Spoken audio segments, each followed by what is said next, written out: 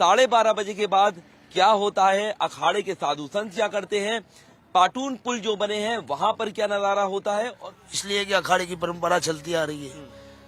हम लोग सिर्फ 5 घंटा सोते आराम लेते हैं, बाकी दिन ऐसे जाते, इसलिए नाइट में ज्यादा करके हम लगते रहते हैं। हम तो बर्फ में भी ऐसे रहते हैं, केदारनाथ बद्रीनाथ चारों धाम में।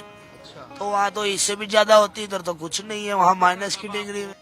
महाकुंभ की एक रात पंजाब केसरी के साथ में आपका स्वागत है और मैं हूं सैयद आकिब रजा।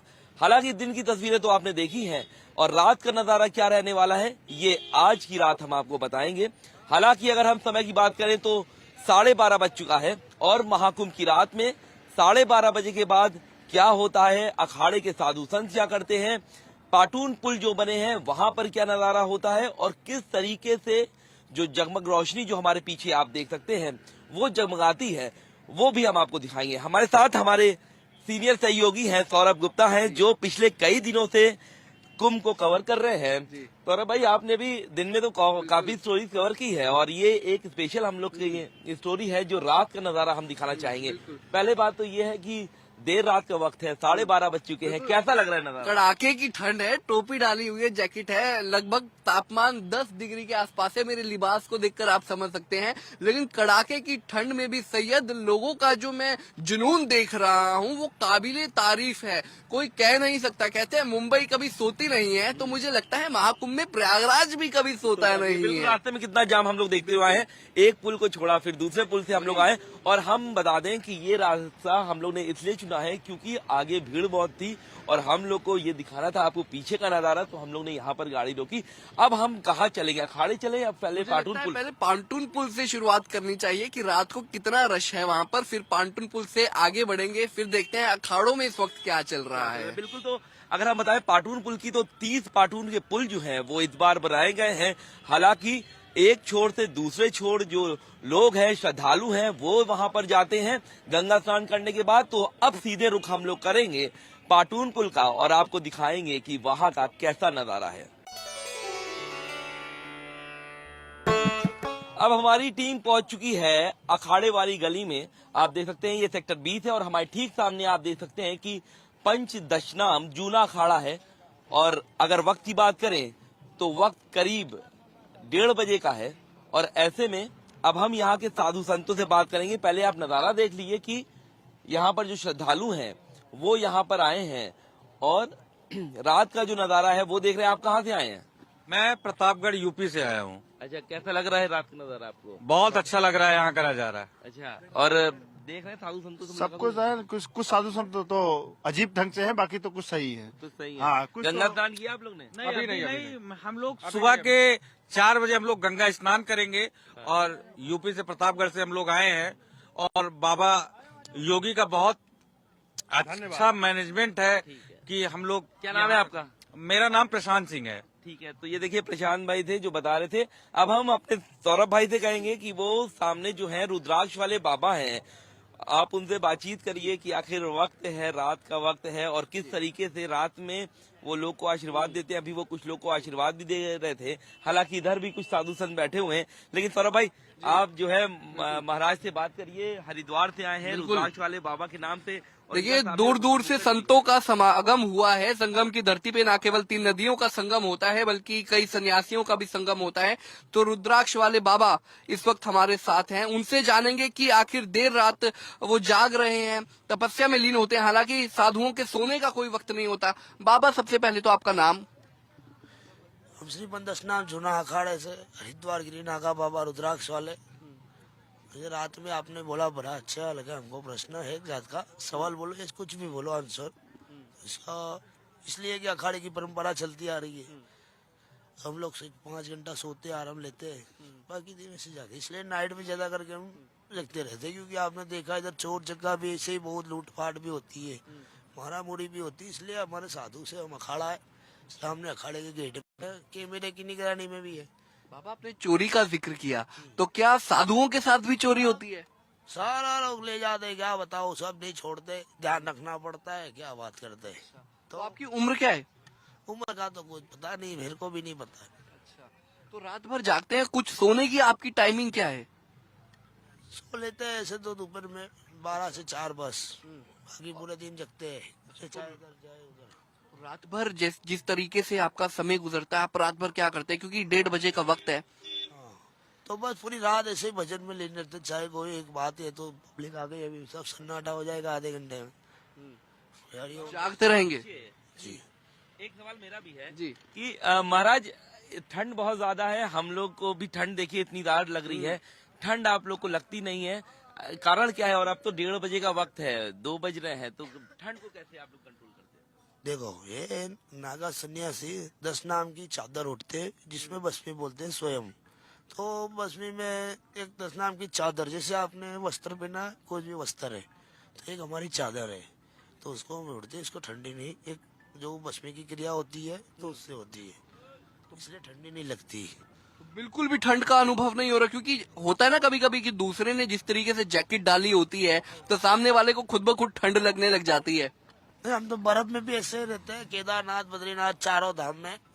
तो वहाँ तो इससे भी ज्यादा होती है, इधर तो कुछ नहीं है, वहाँ माइनस की डिग्री में। कितने साल हो गए बाबा आपको नागा सुनने के?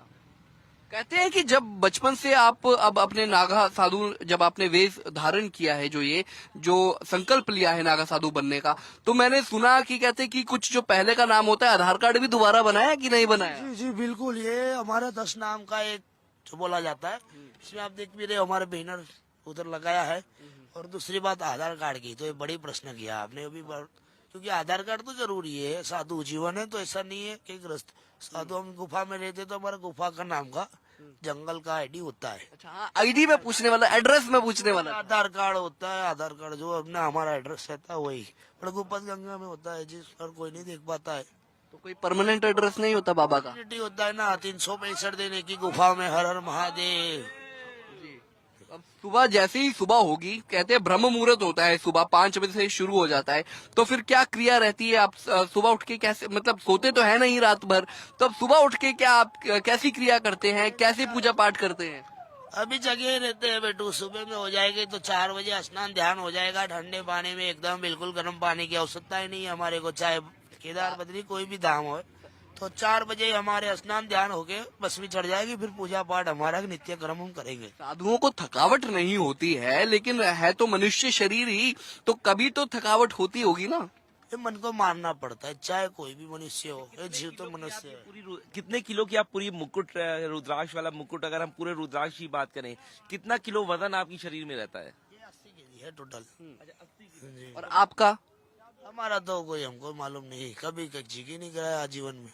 अच्छा, मतलब कि हम ये कह सकते हैं कि 75 किलो अगर आपका वजन है तो आप 80 किलो का वजन की रुद्राक्ष आप पहनते हैं। बिल्कुल, वो तो आप देख ही रहे बैनर में पूरा।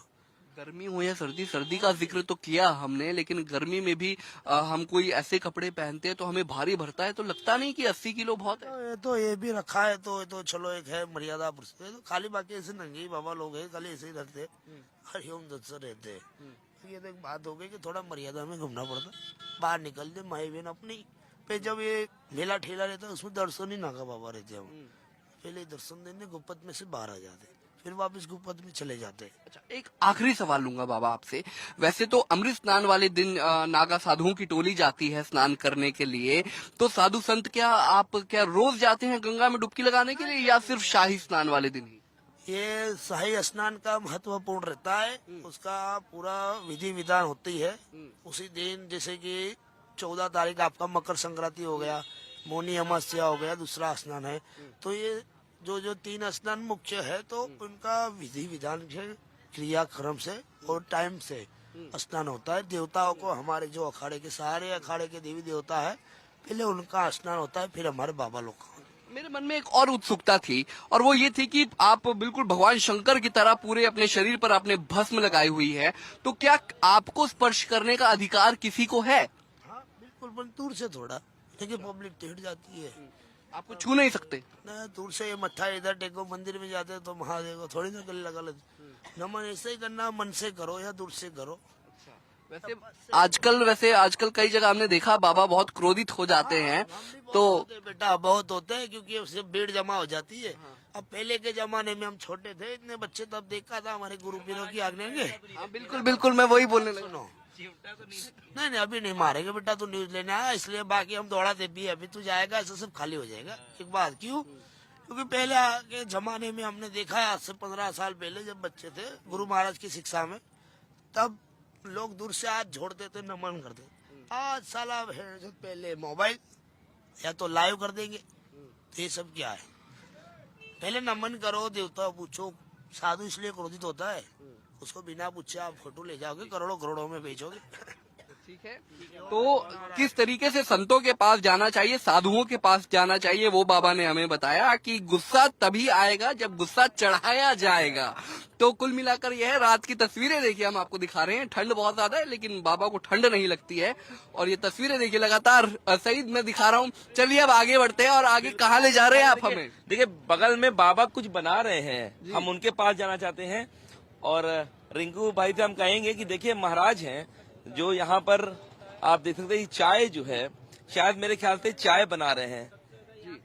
क्या महाराज चाय बन रही है शायद? बिल्कुल, तो आप देख सकते हैं कि यहाँ पर चाय बन रही है, और कुछ श्रद्धालु जो आए हैं वो भी आपको यहाँ पर दिखाई दे रहे होंगे कि वो यहाँ पर बैठे हुए हैं। तो ये भी देखिए, ये भी नजारा है। बिल्कुल 2 मई बिल्कुल का। बिल्कुल बिल्कुल। मेरे को बाबा के हाथों में एक नहीं सही कई घड़ियां बंधी हुई दिखाई दे रही है।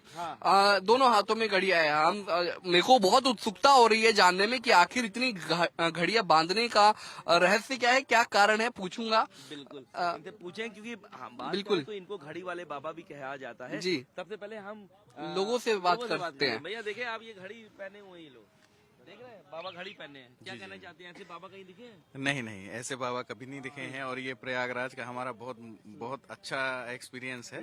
और ये मतलब जो नज़ारे हैं, हम अभी शाम को ही पहुंचे हैं यहाँ पे, तो ये नज़ारे जो है बहुत ही अद्भुत और एकदम डिफरेंट फीलिंग देते हैं। स्नान करने पहले आए या सीधा बाबा को देखने आए? नहीं, बाबा जी को देखने शाम को, बाकी यहाँ पे घूम रहे थे, उसके बाद अब कल सुबह स्नान करेंगे। तो अभी तक कितने अखाड़ों में अभी तक? अभी तो 2-4 ही जगह, 1-2 सेक्टर ही घूमे हैं, 20 नंबर 19 नंबर ये।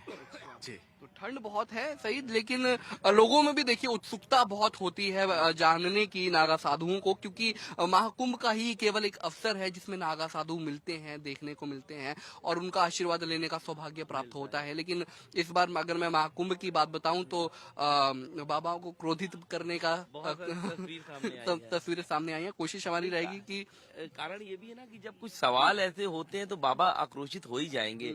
और जैसे आप देख रहे हैं कि नॉर्मल तरीके से मिल रहे हैं, हमसे मिले वो, हमने भी उनसे, हमने तो बहुत सारे सवाल कर लिए। रात के 2 बजे, दिन भर के बाद वो थक जाते हैं, और अगर हम 2 बजे उनसे सवाल कर रहे हैं तो वो क्रोधित नहीं हुए। उनका भी कहना है जब आप आइए तो हमसे पहले आशीर्वाद लीजिए और उसके बाद आप शुरुआत करिए आप अपने सवालों की।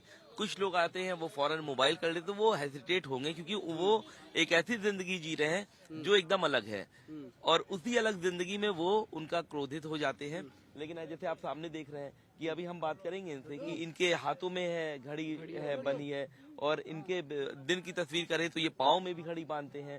और इनसे ये जानने की मैं कोशिश करता हूँ कि आखिर जो है घड़ी का क्या जो है महत्व है, क्यों घड़ी बांधे हैं, क्योंकि कई जगह जो है ये घड़ी बांधे हैं। हालांकि अभी कुछ लोग इनसे बातचीत कर रहे हैं। हम आप महाराज के साथ ही रहते हैं, तो तस्वीरें देखिए दिखा रहे हैं हम। आप महाराज के साथ रहते हैं? कहाँ? मैं बिहार से हूँ। अच्छा, बिहार से हैं, यहाँ श्रद्धालु हैं। जी अच्छा, चाय बना रहे हैं। जी, चाय में महाराज सोते कब हैं?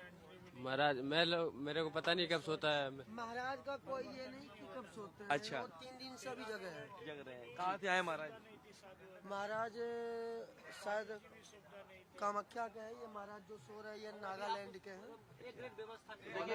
अलग अलग जगह से लोग आए हैं। और आप कहाँ से आए भाई साहब? हम मिर्जापुर से आए हैं। मिर्जापुर में कैसा लग रहा है महाकुंभ? बहुत अच्छा लग रहा है।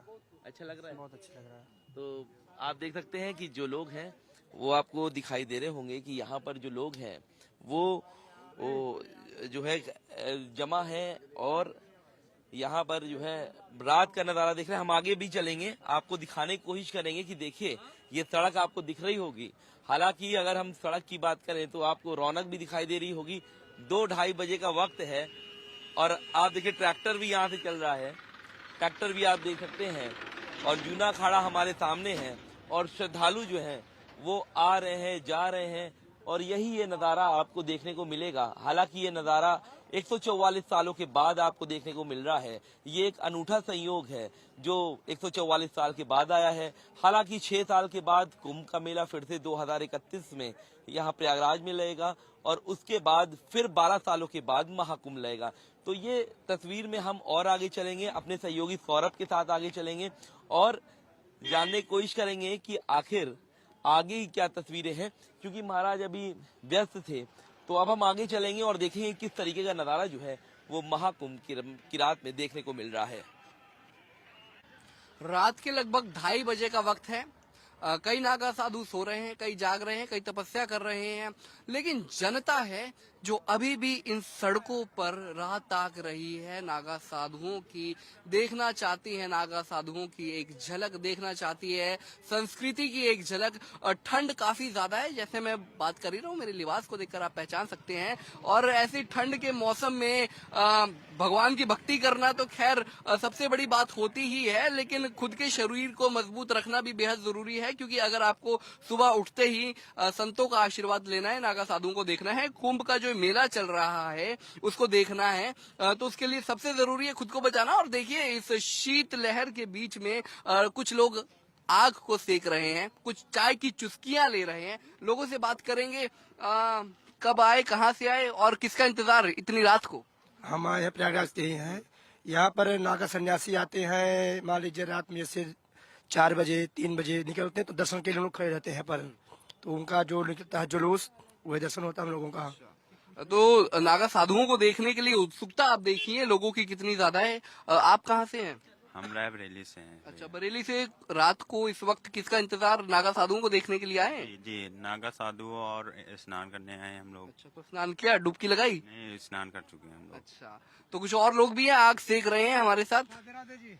राधे राधे, लगता है वृंदावन से है। हाँ जी बिल्कुल, नहीं मैं गुड़गांव से हूँ, लेकिन राधा रानी का भगत हूँ मैं, तो साधु संतों की सेवा कर। दिन में क्यों नहीं, रात को आखिर क्यों? सर देखो जाम इतना लगा हुआ था, इस वजह से थोड़े लेट देखिए, जाम एक बहुत बड़ा फैक्टर है सहित की लोग दिन में चलने से बच रहे हैं और रात को उनको उम्मीद है। ठीक सामने भी आप देख सकते हैं जाम लगा हुआ है और 2:30 बजे का वक्त है और जाम की समस्या झेल रहे हैं। जाम ये कम से कम लगा हो गया है मेरे हिसाब से, आज मिनिमम दिन में जाम जो लगा हुआ है कम से कम 7 घंटे जाम लगा हुआ है। जो भीड़ आप देख रहे हैं मेला में, लोगों को मेला में आने के जो उत्साह है कितना बढ़ रहा है लोगों के प्रति, कि लोग कम से कम 2.5 घंटे 3 घंटे पुल में जाम फंसते हैं तब कहीं जाकर मेला में प्रवेश कर पाते हैं। जी देखिए, ये एक लोगों को बड़ी समस्या का सामना करना पड़ रहा है। हमने भी आपको देख लिया, हमें भी ठंड लग रही थी और जब हमने देखा कि ये सब लोग आग सेक रहे हैं तो हमने भी गाड़ी से जोश भी बढ़ता है ना थोड़ा, क्योंकि जिस तरीके से ठंड है और 2-2:30 बजे का वक्त है, और लेकिन यहाँ पर नजारा देखिए जैसे लग रहा है शाम के 6:30 बजे हो और आराम से लोग देखिए गाड़ी से सफर कर रहे हैं, पैदल भी हैं। लग ही नहीं रहा है कि चेहरे पर कि उनको नींद का असर है। और हम लोग तो वैसे भी दिन भर की खबर करते हैं और खबर करने के बाद थोड़ी थकान जरूर रहती है, लेकिन ऐसी खबरें जब करते हैं तो थकान दूर हो जाती है। तो सही, मैंने रात के 2:30 बजे का जिक्र किया, आपने शाम का जिक्र किया। अगर हम अपने चारों तरफ निगाहें घुमाएं तो लगता नहीं है कि रात के 2:30 बजे हैं। बिल्कुल नहीं लग रहा है, जैसे लग रहा है कि आसमान के जो तारे हैं वो जमीन पर उतरे हैं। और जो एरियल व्यू आपने दिखाया था कुछ दिन पहले, और जैसे लग रहा था कि पूरा का पूरा तारे जो है वो जमीन पर आ चुके हैं और वैसी ही रोशनी जो है वो आपको यहाँ पर दिख रही होगी। 67,000 से ज्यादा जो फसाद लाइटें हैं वो इस्तेमाल हुआ है महाकुंभ नगर में। और उसके बाद जितने सेक्टर है, यहाँ 25 सेक्टर है, 25 सेक्टर के बाद 4000 हेक्टेयर में आपका ये पूरा मेला है और उसमें 30 पार्टून पुल बनाए गए हैं। लेकिन आप देख सकते हैं कि जो लोग हैं, मैं तो देख के रह गया हूँ कि अखाड़ा गए हम लोग, अखाड़े के बाद पाटून पुल गए और पाटून पुल के बाद जब हम लोग ने इधर आए तो देखा कि लोग जो है फ्रेश है और नागा सन्यासियों का इंतजार कर रहे हैं। और खास बात यह है कि वेस्टर्न कल्चर लोग अडॉप्ट कर रहे हैं, लेकिन नागा सन्यासी की क्या संस्कृति है, क्या इनका इतिहास है, उसको देखने के लिए युवा है। बिल्कुल, हाँ, यही बात मैं कह रहा था कि सबसे ज्यादा तादाद अगर किसी की है तो वो युवाओं की है। देखिए, हम नागा साधुओं की बात करते थे तो यूट्यूबर्स इस बारी काफी ज्यादा देखने को मिले, लेकिन यूट्यूबर्स और युवाओं को मैं अक्सर जोड़ दिया करता हूँ और टेक्नोलॉजी का पूरा फायदा उठा रहे हैं और नागा साधुओं के साथ फोटो भी खिंचा रहे हैं, उनकी वीडियो भी बना रहे हैं, कर रहे हैं उनका। अच्छा, हम कहेंगे इधर भी देखिए अमिताभ बच्चन के शहर में एक शख्स खड़े हैं जिनकी हाइट हमें अमिताभ बच्चन जैसी लग रही है। हमें आना पड़ा आपके पास, और कहाँ से आप आए हैं, क्या कहना है? मैं मुंबई से आया हूँ। तो मुंबई वैसे मैं राजस्थान से हूँ, लेकिन अभी मुंबई से आया हूँ। तो रात का ही वक्त, मैं ये सवाल आपसे भी पूछ रहा हूँ कि रात का ही वक्त क्यों चुना? रात में थोड़ा अलग ही मजा है, देखने का आनंद है। जैसे ग्रीन टी पीना था और रात में मतलब घूमे, और रात का जो नजारा है वो सुबह में नहीं है, दिन में नहीं है। देखिए आप मुंबई के हैं, मुंबई भी कभी, मैं अभी थोड़ी देर पहले अपने सहयोगी से बात कर रहा था कि कभी सोती नहीं है मुंबई। प्रयागराज को देखकर भी कुछ वैसा ही लग रहा है? हाँ बिल्कुल, उससे भी ज्यादा अच्छा लग रहा है। जैसे अभी दिन हो ऐसा लग रहा है, और नागा सन्यासी, अघोरी साधु, ये सब रात में अभी भी बैठे हैं। वैसे दूसरी मुंबई है, देखिए लाइटों के मामले में भी और जाम के मामले में भी। बिल्कुल बिल्कुल। आपको आने में किसी तरीके की दिक्कत परेशानी हुई? बहुत परेशानी हुई, लेकिन अंदर आते ही नहाने के बाद एकदम थकावट दूर हो गई, जैसे एकदम फ्रेश हो गए। ये प्रयागराज की खासियत है। देखिए अगर आप संगम के तट पर डुबकी लगा लेते हैं ना, तो सारी ठंड भी दूर हो जाती है, थकावट भी दूर हो जाती है। जी चलिए आपसे भी बात करते हैं। कोल्हापुर से मैं आया हूँ, बहुत ही अच्छा लगा यहाँ पर, और बहुत ही आलीशान एकदम बना हुआ है। अच्छा, एकदम बढ़िया लग रहा है। बढ़िया लग रहा है। वहाँ पर भी भारतीय जनता पार्टी की सरकार है, यहाँ पर योगी सरकार है। योगी सरकार सरकार में जिस तरीके से महाकुंभ का आयोजन हो रहा है, क्या मानते हैं कितना सफल देखते हैं तैयारियों को? जो देखते हैं, पहले कहते थे कि महाकुंभ में जो है लोग भटक जाते हैं, स्वच्छता नहीं होती। आपने देखा पूरा महाकुंभ को, क्या लगा? नहीं, वैसा कुछ नहीं, कोई भटकने वाले नहीं, बहुत बढ़िया। योगी तो तुरंत पीछे उठाने वाला तैयार रहता है। मैंने देखा, मैं जो पिछला जो घाट है वो क्या बोलते हैं, संगम घाट, वहाँ पे गया था, इतनी साफ सफाई है पूछो मत। सईद, मैं फिर आपके पास आना चाहूंगा, क्योंकि देखिए स्वच्छता सबसे महत्वपूर्ण है। प्रधानमंत्री भी स्वच्छता का जिक्र करते हैं, और महाकुंभ में स्वच्छता तो मैंने भी देखी। और इसको लेकर, क्योंकि आप खुद प्रयागराज के रहने वाले हैं, ना केवल एक संगम आपने देखा, हम रात को भी यही बात कर रहे थे, आप कई संगम देख चुके हैं। तो कई कुंभ देख लिए हैं। कई कुंभ देख। तो अगर रिपोर्टिंग लाइन की बात की जाए तो ये मेरा तीसरा कुंभ है। और अगर स्वच्छता की बात की जाए तो स्वच्छता का विशेष ध्यान रखा गया है, क्योंकि ये कहा भी गया था कि स्वच्छता जो है वो पूरे महाकुंभ में देखने को मिलेगी, क्योंकि जिस तरीके से श्रद्धालु आएंगे उसी तरीके से यहाँ पर जो कर्मी हैं उनको यहाँ पर लगाया गया था। खास बात यह है कि अभी आपने जो बात किया कि ये जो जिला है ये सोया नहीं है, मुंबई जैसा है, तो यूपी में 75 नहीं 76 जिले हो गए अब, और 75 जिले तो सो गए होंगे, लेकिन 76वां जो जिला है ये जगमगा रहा है। और इसकी जो जगमगाहट है वो 26 फरवरी तक रहेगी, और 26 फरवरी तक आप जो भी श्रद्धालु हैं जो आएंगे उनको ऐसा ही नजारा देखने को मिलेगा। हालांकि जो अखाड़ों के साधु संत हैं वो बसंत पंचमी के बाद जाने लगते हैं।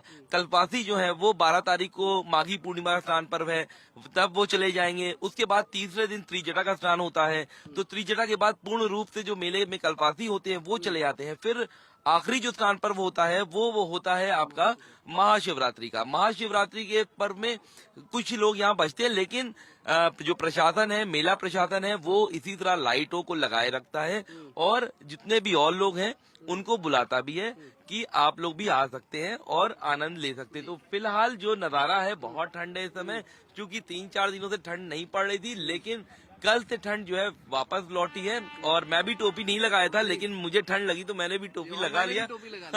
तो ये है कि अब ये चाय का नजारा है, देख सकते हैं कि जो लोग यहाँ पर आ रहे हैं वो यहाँ पर जो है देख सकते हैं कि आग ताप रहे हैं। तो ये बयां कर रहा है कि ठंड है। और हमारे ठीक बगल में आप देखिए, ये अभी नया रेलवे का जो ब्रिज है ये बन करके तैयार हुआ है, ट्रेन भी जा रही है। ये इत्तेफाक है कि बहुत कम ट्रेनें यहाँ से जाती हैं, लेकिन हम जब यहाँ पर कवर कर रहे हैं तो देखिए ट्रेन भी यहाँ से जा रही है।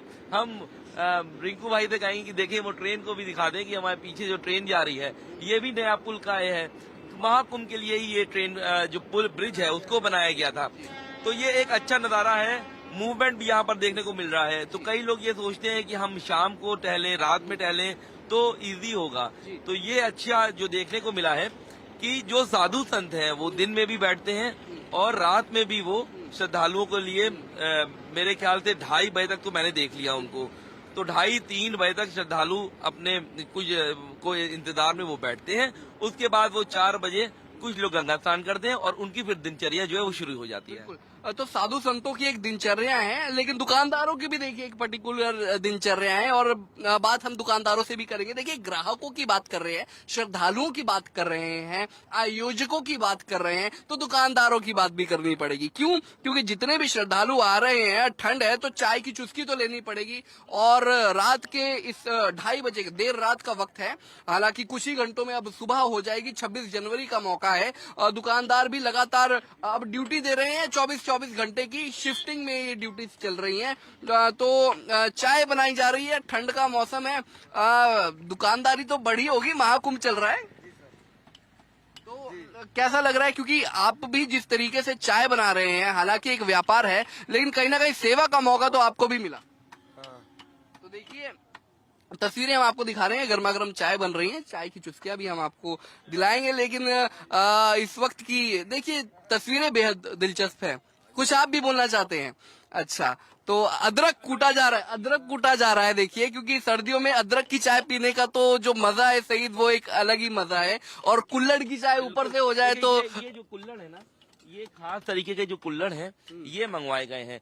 और चूंकि कई लोग जो होते हैं ना, वो कुल्हड़ की चाय पीना पसंद करते हैं। अगर हम जाएंगे, हाँ, गुड़ की चाय बनाते हैं, कुल्हड़ में आप पी सकते हैं। तो ये क्या है ना कि इससे आपका कोई भी नुकसान नहीं होगा।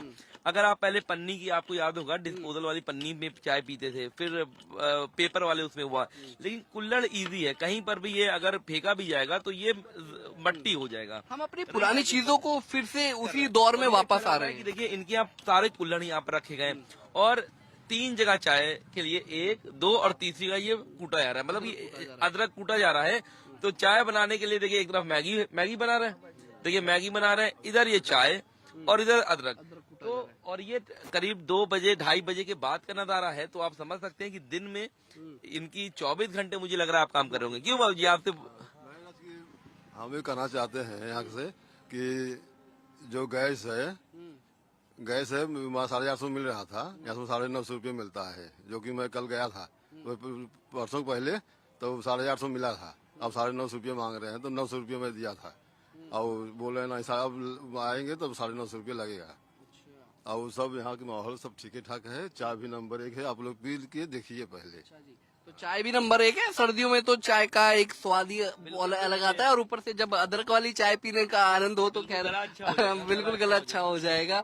तो ये देखिए अलग अलग रंग हम आपको दिखा रहे हैं। मैगी का लुत्फ उठाइए आप। इस 2:30 बजे के वक्त में रात है, और आज कोहरा थोड़ा नहीं पड़ा, ठंड हालांकि बरकरार है, और ये तस्वीरें, मौसम थोड़ा साफ है, और ये तस्वीरें देखिए हम दिखा रहे हैं। राजपथ वाली फीलिंग आज मुझे आ रही है यहाँ पे। सही, हम लोग जो है इस समय सेक्टर नंबर करीब 17 में होंगे, और उसके 2 अगर हम अपोजिट जाएंगे तो फिर वो अखाड़े वाली गली थी, लेकिन अब यहाँ पर हम अलग जगह पर आए हैं, और ये नजारा देख रहे हैं कि आखिर किस तरीके का यहाँ पर, मतलब ही सही बात है, कुछ ही घंटों के बाद उजाला हो जाएगा, लेकिन जिस तरीके से गाड़ियों का मूवमेंट आप देख रहे हैं, हो रहा है जैसे लग नहीं रहा है कि इतनी देर रात का वक्त है। मुझे ये लगा था शायद चोरी करने जा रहे हैं, लोग मिलेंगे कि नहीं मिलेंगे, सन्नाटा होगा, लेकिन सन्नाटा होगा। लेकिन हम जहाँ जा रहे हैं, पाटून पुल में गए, वहाँ भीड़ दिख रही थी, तो अब यहाँ पर आ रहे हैं, अखाड़े आ रहे हैं, तो वहाँ पर भी हमें कुछ ना कुछ दिखा। यहाँ पर भी लोग यहाँ पर आराम से बैठे हैं, नागा सन्यासियों का इंतजार कर रहे हैं, साधु संतों का, जब वो नहाने जाएंगे। तो ऐसे ही जो दिलचस्प तस्वीरें हैं वो आपको महाकुंभ में ही देखने को मिलेगी। अब आगे भी चलेंगे और आपको दिखाएंगे, और हम आपको दिखाएंगे कि आखिर क्या नजारा महाकुंभ का है। बिल्कुल, अब अगली तस्वीरें दिखाएंगे, लेकिन मैं इस पथ के बारे में आपको थोड़ा सा बताना चाहूंगा, क्योंकि मौका 26 जनवरी का है, और 26 जनवरी में इस बार क्या खास होने वाला है मैं आपको बता दूं कि कर्तव्य पथ पर इस बार महाकुंभ की झांकी भी उत्तर प्रदेश सरकार की तरफ से देखने को मिलेगी। तो ये पथ भी मुझे आज उस कर्तव्य पथ की तरह ही लग रहा है, जहां पर महाकुंभ की झांकी होगी, और ये महाकुंभ का जो पर्व है काफी ज्यादा खास है। कुछ और तस्वीरें अब आपको दिखाएंगे, बने रहिए हमारे साथ। अब हम पहुंच चुके हैं पाटून पुल पे, और आप देख सकते हैं, पहले तस्वीर देखिए कि ये पाटून पुल का नजारा आपको दिखाई दे रहा होगा, और समय की बात करें तो लगभग 3 बज रहे हैं, और आप देख सकते हैं कि जो लोग हैं वो आपको दिखाई दे रहे होंगे। ये खास पाटून पुल यहाँ पर बनाए गए हैं। इस बार के महाकुंभ की अगर हम बात करें तो 30 पाटून पुल जो इससे पहले कभी नहीं बने थे, मतलब कि ऐतिहासिक है ये। इससे पहले जितने बने थे वो 30 से कम बने थे, 22 बने थे, लेकिन अब की बार 30 पाटून पुलों को बनाया गया है। और इसका मेन काम होता है कि एक छोर से दूसरे छोर जो श्रद्धालु आते हैं, जो बीच में नदी पड़ती है, उसके लिए ये बनाया जाता है, ताकि जो श्रद्धालु हैं वो एक तरफ से दूसरी तरफ आ सके। सौरभ भाई, आप भी देख सकते हैं कि 3 बज चुके हैं, और उसके बाद जो लोग हैं वो अब धीरे धीरे गंगा स्नान के लिए आपको दिखाई दे रहे होंगे। बगल में खूबसूरत सा शास्त्री ब्रिज आपको दिखाई दे रहा है। इधर जो है रात में जगमगाते सितारे आपको दिखाई दे रहे हैं, जो आपको दिख रहा होगा कि ये लाइट के सितारे हैं। कैसा नजारा लग रहा है। और पाटून पुल, ये विशेष अस्थायी पाटून पुल है, ये सब हट जाएंगे और लेकिन इतने स्ट्रांग बनते हैं कि इसमें इतने लोग का वजन भी रहता है। लेकिन ये सब जब महाकुंभ खत्म होगा तो धीरे धीरे इनकी संख्या 30 होगी, फिर 30 के बाद 20 होगी, फिर 10 होगा, फिर 5 होगा, फिर 1 होगा, फिर कोई नहीं बचेगा। जी, तो देखिए गंगा के ऊपर इस वक्त ये पांटून पुल, पीपा पुल जिसे हम हिंदी में कहते हैं, बनाया हुआ है। कल बहती हुई गंगा को आप देख पा रहे हैं, कल बहती हुई गंगा और उसके ऊपर पांटून पुल बने हुए हैं। कुल मिलाकर कितने 30 पुल है शायद। 30 पुल बने। इससे पहले की अगर हम बात करें तो 22 बने थे और 22 के बाद ये एक अलग प्रयोग किया गया है। हालांकि कुछ शिकायतें भी सामने आई थी कि बहुत सारे पुलों को खोलते नहीं है और कई गाड़ियां फंसी रहती हैं। लेकिन अगर हम प्रशासन की बात करें तो उनका कहना ये है कि इमरजेंसी के लिए रखे आते हैं और अचानक से भीड़ बढ़ेगी तो हम 2 या 3 पुल को अचानक से खोल देंगे। लेकिन लोग का कहना ये रहता है कि हमारी गाड़ियां फंसी रहती हैं, उनको निकालना जरूरी है।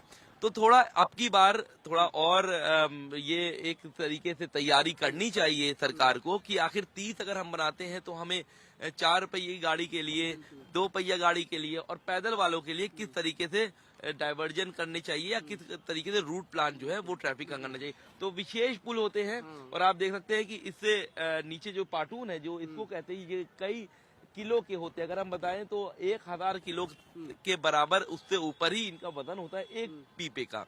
और उसके ऊपर जो है लकड़ी के जो है स्लीपर्स बिछाए जाते हैं इसमें। उसके बाद इसके ऊपर मट्टी डाली जाती है, फिर नट बोर्ड के जरिए चकर प्लेट, देखिए जो देख रहे हैं ना, लोहे की सड़क जिसको कहते हैं, ये चकर प्लेट बिछाई जाती है। किनारे किनारे आप देख सकते हैं कि ये रेलिंग्स की कोई गिरे ना, और ये सब देखिए बंधे रहते हैं। पूरे नदी में आप देखेंगे तो ये बंधे रहते हैं। बांधने का लॉजिक मेरे को समझ नहीं आया। हमारे दर्शक भी जानना चाहते हैं कि आखिर जब इतने बड़े इतने हैवी टन के पीपे पुल रख लिए तो फिर आखिर बांधना क्यों? देखिए नदी का फ्लो बहुत होता है और ये पीपे डिसबैलेंस ना हो, अपनी मूवमेंट को ना छोड़ दे, उसी के लिए ये पीपे के पुल को बांधा जाता है। जगह जगह बांधा जाता है जहां उनको दिखता है कि यहाँ पर उसको हम जमीन से जोड़ करके टाइटली हम नॉट कर सकते हैं। तो उस मकसद से, सुरक्षा के मकसद से कि पीपे डिसबैलेंस ना हो, तो ये पीपे के पुल को उसी तरीके से बनाया जाता है कि मेला अवधि तक चल जाए, उसके 1-2 महीने के बाद भी चल जाए। क्योंकि यहाँ पर जहाँ हम खड़े हैं ये बाढ़ प्रभावित एरिया है।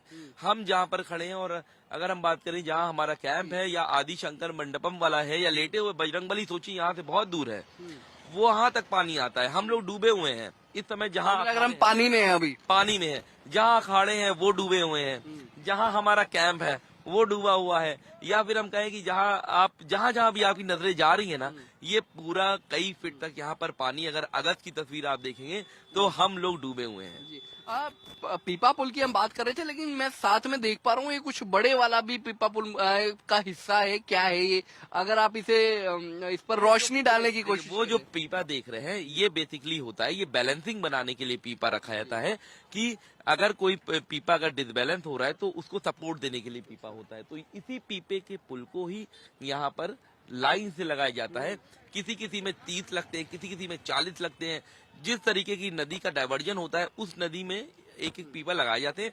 खास बात यह है कि एक पीपा को लाने के लिए एक जो बड़ी ट्रक होती है वो आती है यहाँ पर। एक खर्च कितना होता है इसके ऊपर, क्योंकि एक पीपा पुल बनाने में अप्रोक्सीमेटली कितना खर्च लगता है? कई 1000 करोड़ लगते हैं। इसका पूरा प्रोजेक्ट होता है और उसके बाद यहाँ पर कम से कम 30 जो पीपे के पुल बने हैं, ये समझिए लगभग 2.5 से 3 महीने में ये 30 पीपे के पुल जो है वो तैयार हुए हैं। 2.5 महीने में तैयार हुए हैं। चलिए, तो देखिए पीपा के पुल को तैयार होने में महाकुंभ के इस 4000 एकड़ में, मैं अगर बताऊं उसके हिस्से में 2.5 महीने का वक्त लगा है पीपा पुल तैयार होने में। लेकिन पीपा पुल के बगल पे अगर आप नजर डालेंगे तो तस्वीरें वाकई में बेहद दिलचस्प है, क्योंकि 3 बजे का वक्त सैयद है, लेकिन लोग 3 भी क्रॉस हो गया और लोग अभी भी डुबकी लगा रहे हैं। 10 डिग्री टेम्परेचर है सैयद, ठंडा ठंडा पानी है और इतनी ठंडे पानी में डुबकी लगाना वाकई में श्रद्धा के बेड़े पार है, ऐसा कहा जाता है। कोहरा पड़ता है लेकिन फिर भी लोग सो रहे हैं। तो आस्था देखिए, एक तस्वीर देखिए कि तट के बगल उनको किसी की मान्यताएं होती 4 बजे नहाने की, किसी को 5 बजे की होती है। तो आप देख सकते हैं कि तट के बगल वो लोग वहीं पर बिछा करके सोते भी हैं कि जैसे ही वो सूरज की पहली किरण हो या उससे पहले हो तो वो यहाँ पर नहाए और नहा करके निकल जाए, क्योंकि तट तक आना सुबह बहुत भीड़ हो जाती है। तो पहले से ही रात में वो लोग आ जाते हैं और अपने तट के किनारे वो सो जाते हैं। तो ये भी नजारा महाकुंभ में ही देखने को मिलता है। जिस तरीके से तैयारियां की गई हैं उस तरीके से जो है श्रद्धालु यहाँ पर आ रहे हैं। बताया जा रहा है कि 8 करोड़ से ज्यादा श्रद्धालु मौनी अमावस्या में आएंगे। फिर बसंत का तीसरा जो अमृत स्नान है वो बचा हुआ है। मौनी के लिए अगर हम बात करें तो सूबे के जो मुख्यमंत्री हैं योगी आदित्यनाथ भी यहाँ पर आए, उन्होंने भी जायजा लिया, निरीक्षण किया किस तरीके से तैयारियां चल रही हैं। तो ये हम कह सकते हैं कि मौनी जो पर्व है ये एक बहुत बड़ी चुनौती भी है प्रशासन के लिए, सरकार के लिए, क्योंकि जिस तरीके से भीड़ हमने पिछले 2 स्नानों में देखी है उसका आकलन यही है कि 8 करोड़ का जो फिगर है वो अगर क्रॉस होता है तो जो आप ये अभी सन्नाटा पुल में देख रहे हैं बगल में, यहाँ पर तिल रखने की जगह नहीं होगी। और मैंने ये भी देखा कि लगभग 8000 बसेस मौनी अमावस्या के दिन लोगों को उनके गंतव्य तक पहुंचाएंगी और संगम तट पर लाएंगे भी। बात यहाँ पर मैं संगम तट की इसीलिए कर रहा हूँ क्योंकि लोगों में बेहद कंफ्यूजन है। कुछ लोग गंगा में डुबकी लगा रहे हैं, सोच रहे हैं हमने संगम स्नान कर लिया। कुछ यमुना में डुबकी लगा रहे हैं, सोच रहे हैं हमने संगम स्नान कर लिया। लेकिन सैयद, संगम तो उस स्थान पर है जहाँ पर दोनों नदियों का मिलन होता है। अब बात करें तो जो मेला का प्रांगण लगाया गया है इसमें शायद 4 या 5% होगा जो यमुना की तरफ है, बाकी गंगा की तरफ लगाया गया है। जो उधर आपके फाफामाऊ पुल की बात करें तो उधर से लेकर के जो इधर अगर हम नैनी की बात करें तो नैनी का कुछ ही एरिया यमुना का है, बाकी जो संगम का एरिया है और जो गंगा का एरिया है इधर ज्यादातर सभी सेक्टर, कलपासी भी गंगा में बसे हैं, अखाड़े भी गंगा में बसे हैं। उसके लिए संगम जो है वो एक नाव के माध्यम से लोग को जिनको आना है वो वहाँ संगम में आ सकते हैं, लेकिन जो मेन महत्व है वो गंगा का है। गंगा के स्नान में डुबकी लगाने से अक्षय पुण्य की प्राप्ति होती है। संगम इसलिए जुड़ जाता है कि संगम बगल में जहाँ गंगा और यमुना मिल रही है उसको संगम कहते हैं और सरस्वती अदृश्य होती हैं। तो अगर वहां पर आदमी पहुंच जाता है तो अच्छी बात है, अगर नहीं भी पहुंचता है तो भी अगर आपने गंगा में, क्योंकि गंगा हमारी माँ है, अगर आपने उनको नहला दिया, क्योंकि लेटे हुए बजरंगबली को भी माँ गंगा नहलाती है और कहा जाता है कि जब भी वो नहाए कोई भी आपदा नहीं आती, देश में नहीं आती, प्रयागराज में नहीं आती। तो ये भी हकीकत है, अगर आप गंगा में नहा लिए तो आपको जो है अक्षय पुण्य की प्राप्ति मिल गई। बिल्कुल। वो श्लोक मुझे फिर याद आ रहा है, प्रयागे स्नान मात्रेण सर्व पापई विनश्यति। तो देखिए, प्रयागराज में आप चाहे गंगा में नहाएं या फिर यमुना में नहाएं, आपको पुण्य की प्राप्ति होनी लगभग तय है। और दशाश्वमेध घाट के बारे में भी मैंने आपको बताया ही था कि वहां पर ब्रह्मा ने 4 वेदों की रचना करने के बाद यज्ञ किया था और प्रथम यज्ञ था सृष्टि का, इसीलिए इस जगह का नाम पड़ा प्रयागराज, क्योंकि प्रयागराज का कितना ज्यादा महत्व है वो हमने आपको बताया। और पीपा पुल भी काफी ज्यादा बैकबोन के तौर पर सैयद काम कर रहा है। बिल्कुल कर रहा है। और ये भी है कि इतनी ज्यादा संख्या में जो पीपे के पुल बनाए गए हैं ये सरकार को भी पता था कि श्रद्धालु आएंगे, क्योंकि 2013 में जिस तरीके से रेलवे स्टेशन में हादसा हुआ था तो उससे 19 में भी सरकार जब आई तो वो सीखी, उसके बाद 25 में आई तो भी सीखी सरकार। तो ये भी हम कह सकते हैं कि सरकार को पता था कि इतनी करोड़ की यहाँ पर श्रद्धालु आएंगे, तो ये 30 पुल मेन जो है मौनी अमावस्या के लिए सुरक्षित करके रखे गए हैं कि कहीं भीड़ ज्यादा होती है तो सभी पुलों को हम इस्तेमाल करेंगे।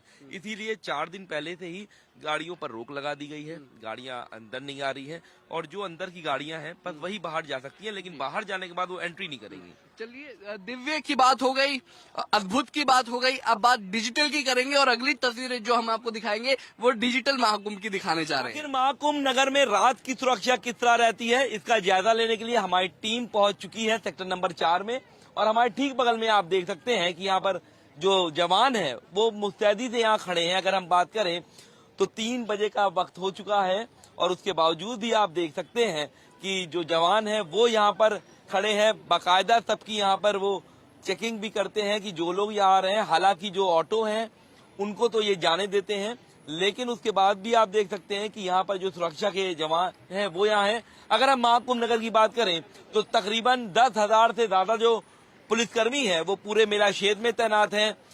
सीसीटीवी कैमरे से, ड्रोन की मदद से पैरामिलिट्री फोर्स की मदद से, पीएसी के जवान से बात करें तो सभी की मदद से यहाँ पर सुरक्षा को देखा जा रहा है। और अगर हम बात करें तो एक बड़ा सा हॉल है जहां पर मॉनिटरिंग की जा रही है, सीसीटीवी कैमरे जितने लगाए गए हैं वहां पर देखा जा रहा है। तो हम ये कह सकते हैं सुरक्षा के जो व्यापक इंतजाम है वो यहाँ पर देखने को मिलेंगे। हमारे साथ सौरभ भी, हम उनसे भी बात करेंगे। सौरभ, दिन में सुरक्षा रहती है, रात में रहती है, हम लोग तो इनके पड़ोसी भी हैं लेकिन तब भी हम लोग चेक करते हैं, क्या कहना चाहते हैं? बिल्कुल, सबसे महत्वपूर्ण बात ये होती है, देखिए दिन में एक बड़ी जिम्मेदारी रहती है लेकिन रात को वो जिम्मेदारी काफी ज्यादा बढ़ जाती है सही। और रात को कहने की बात है कि शायद से रश कम हो जाएगा, लेकिन मेरे को कहीं रश कम होता हुआ नजर तो नहीं आ रहा। तो ऐसे में पुलिस की भी एक बड़ी जिम्मेदारी है। हम लोग अक्सर पुलिस को कोसते हैं कि हमें यहाँ से जाने नहीं दे रहे, वहां से जाने नहीं दे रहे, लेकिन असल में अगर महाकुंभ में सबसे ज्यादा पेशेंस की किसी की परीक्षा है तो वो मैं मानता हूँ पुलिस कर्मचारियों की है। तो मुझे लगता है एक बार बात करके कोशिश करते हैं, बात करके देखते हैं। बिल्कुल, तो आप देख सकते हैं कि यहाँ पर जो सुरक्षा कर्मी है मुस्तैदी से यहाँ पर खड़े हैं। वैसा खड़े हैं आप लोग मुस्तैदी से, पूरा ध्यान रखते हैं और आप लोग की दृष्टि जो है बहुत तेज होती है, पहचान लेते हैं कि कौन मुजरिम है। बिल्कुल बिल्कुल सर, पहचान लेते हैं। और हम दर्शनार्थियों को जो 2025 का महाकुंभ है, इसका स्लोगन ये है कि आपकी सुरक्षा और हमारा संकल्प। जो भी दर्शनार्थी दूर से आ रहा है तो उसके मन में ये प्रभाव पड़े कि नहीं, उत्तर प्रदेश पुलिस जो है वो अपने पूरी निष्ठा और कर्तव्य निष्ठा के साथ। कहाँ से आप आए हैं? हम सर जौनपुर पोस्टिंग है और बलिया के रहने वाले हैं। क्या नाम है आपका? अशोक कुमार यादव। देखिए, अशोक कुमार यादव जी हैं जो एकदम दिलेरी से, मुस्तैदी से तैनात हैं। आपका क्या नाम है भाई साहब? मनमोहन। मनमोहन जी, अब रात का वक्त है, 3 बज रहा है और जिस तरीके से क्राउड है, कितनी बड़ी आप लोग के लिए समस्या भी रहती है कि अचानक से महाकुंभ जैसे चीजों को आप लोग देख रहे हैं? जी जी रहती है। अच्छा, सब पर पैनी नजर रखते हैं? जी, पूरी पैनी नजर है। जो श्रद्धालु आते हैं, हम लोग की कोशिश यही रहती है हम लोग को संतुष्ट होकर वो जाएं। बिल्कुल, तो आप देख सकते हैं कि गाइड का भी यहाँ पर काम करते हैं, यहाँ पर जो सुरक्षा के जवान हैं। तो हम ये कह सकते हैं कि चाहे दिन हो चाहे रात हो, सुरक्षा के जो व्यापक इंतजाम है वो किए जा रहे हैं।